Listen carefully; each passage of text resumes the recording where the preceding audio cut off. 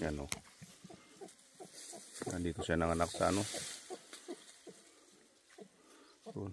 Ang liliit ng anak ko. Yung parang mga daga. Ano. Kuliin mo nga, Mar. Yun o. Videoan ko. Ayun, yun. Takmain mo. Bilis, yun o. Yan. Yan, sige. Hindi mo uli.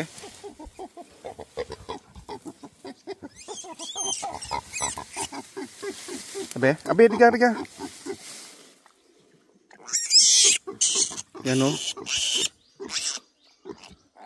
Yan ang anak niya yung kaliit. Yan, may puso. Yan o. Yan. Yung inahin niya o. Yan. Yung iba doon o. Yun o. Yun o. Oh. Yan na. Yan. Yan kaliliit ang anak. Sobrang liit, parang daga.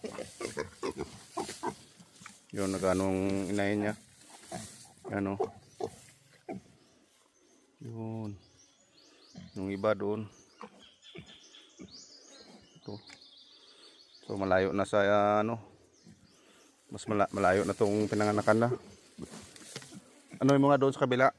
Papuntahin mo dito yung mga anak. Dito ka daan, no? Sa likod. Yan, puntahin mo sa nanay niya. Yan, no? Yan, sige. Puntahin mo dito. Yan, no? Yun.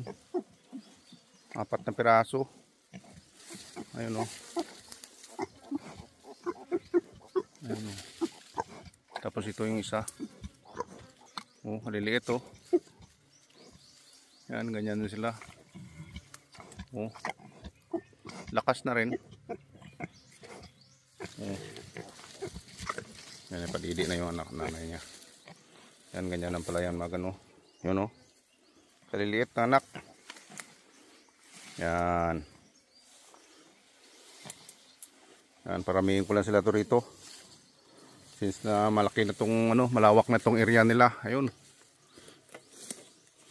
Mga ano to, puro naka-hagwire naman ito. Sa 20 hectares siguro to, yung area na itong baboy ramuko. Yun oh, hanggang doon. Yan. Yan. Yan oh.